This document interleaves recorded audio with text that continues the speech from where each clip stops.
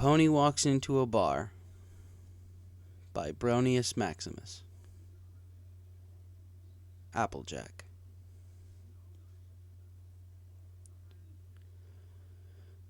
You'd think you would have seen it coming. Sorry, old bartender joke. Now that the corny old gag is out of the way, I'll bet you're here for a few stories from a salty old booze slinger, eh? Of course you are. Why else would you be here?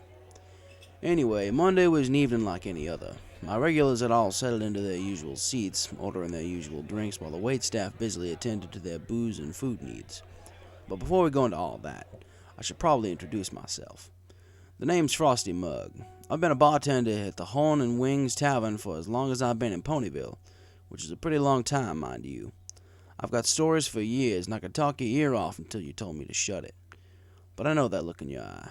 You want to hear about the week those special elemental ponies, or whatever fancy title they have, came in, don't you? Well, have a seat here at the bar, and I'll spin you a tale. On an evening not unlike this one, a mare in a Stetson nearly pulled the door off its hinges coming in. To say she looked upset would be an understatement. With customers like that, it's just best to serve them and leave them be. If they want to open up, they will.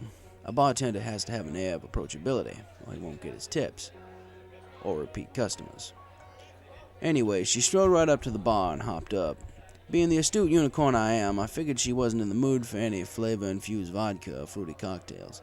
If the calluses on her hooves and dirt on her face were any indication, she'd be swilling the high-proof stuff. Whiskey, if I had to guess. "What's the highest proof bourbon you got?" she asked flatly. I guess I wasn't as sharp as I used to be. She took off her hat and set it beside her. Not many ponies knew it was good manners to remove a hat while indoors anymore.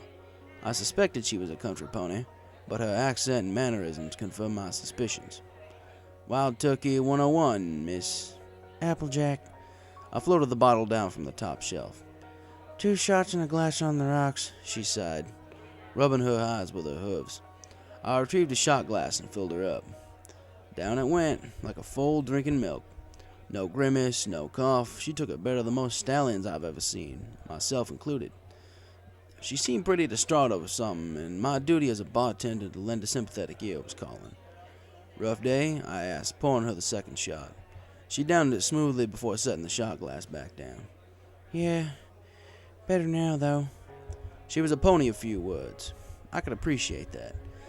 I left her to the drink she ordered and went to tend to a few other patrons down the bar.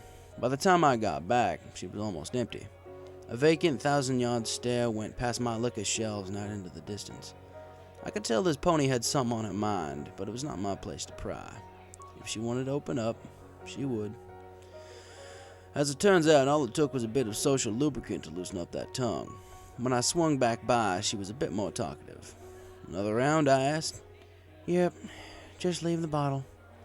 "Tell you what, normally I wouldn't do this, but since you're the only pony with the manners to remove their hat indoors, I'll leave it with you," I replied, setting the bottle in a clean glass next to her. "You're all right, mister," she said, finally giving me a smile.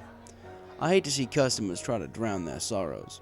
You'd think I'd love it because it means more sales, but the truth is, not talking about a problem is a lot worse than ignoring it, especially ignoring it with alcohol. "Thanks. Must be one heck of a celebration for you to need the whole thing," she scoffed, throwing back another shot. "I ain't exactly celebrating." I frowned, picking up my usual habit of cleaning a glass with a cloth. "Sorry to hear that." "Yeah, well, ain't no use in crying over it," she sighed, pouring herself another shot. I'm one of those ponies who believes in the power of speech. When I say that, I mean that almost every problem can be solved if you just talk about it. It could be to your best friend, your mother, or a strange bartender.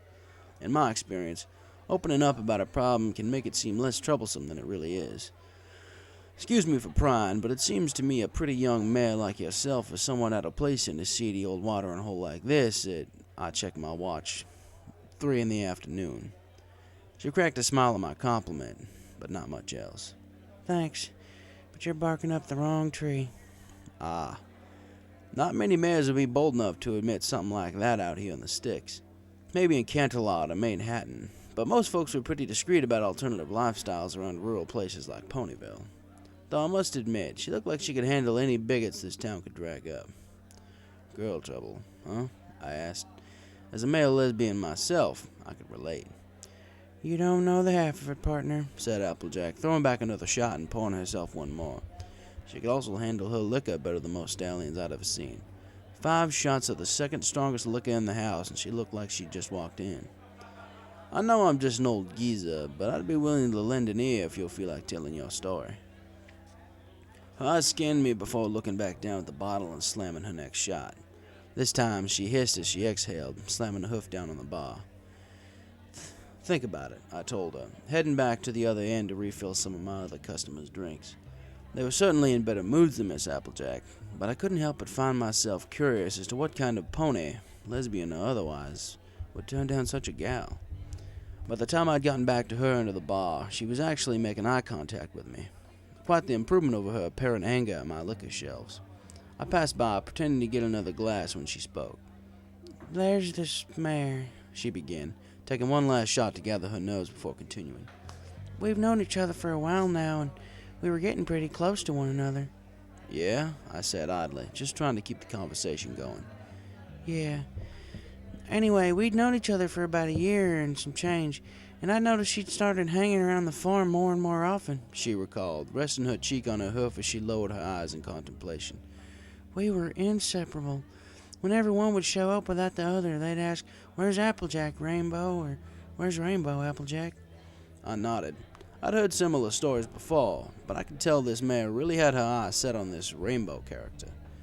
She sounds nice, I added, continuing to wipe the same bar glass that was already clean. She is. I've never met another mare like her.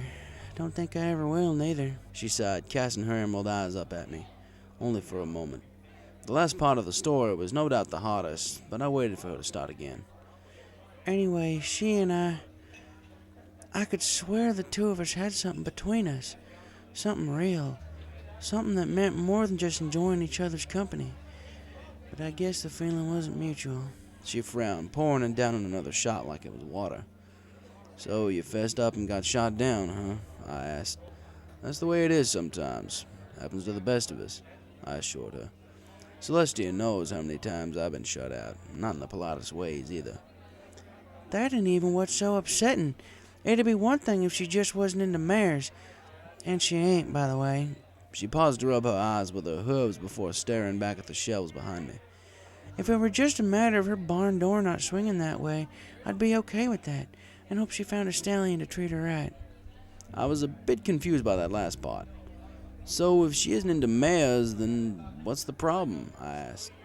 She looked at me with a dead stare and said, The reason she'd been coming by the farm so much was because she'd been sneaking off with my brother and letting him rut her silly, she groaned. I should be the one whose name she's screaming, not his. Maybe she wasn't as good at hiding the effects of hard liquor as I thought. Still, she'd done well to be sitting on the bar stool after what she drank, let alone speaking coherently. I take it you had the misfortune of figuring this information out first, Hoof? I asked. And she did something I wasn't expecting. She laughed. You bet. I heard something moving up around in the hayloft around midnight. I went up thinking it was some wayward critter or some such, when, wouldn't you know it, there was a girl I thought had feelings for me being rutted like a damn deer in heat. She paused to take one last shot before sliding the half-full bottle back toward me. You should have seen the look on their faces when they realized they weren't alone. Celestia, have mercy, I didn't think Max's face could get that red. And Rainbow. I tell you, I've never seen some pony so embarrassed before in their life. She chuckled, changing from her somber mood to a bit more jovial one thanks to good old bourbon. I smiled and suppressed a few laughs myself. After her giggles died down, she looked back toward me, a slight smile tugging at her lips. What do you have to sip on in this place? I produced a beer and cider menu from behind the bar. I had noticed a cutie mark and recalled it was a similar design to the logo on the kegs of cider we get from one of the farms outside of town. A husband and wife ran the best apple orchards in all of Ponyville.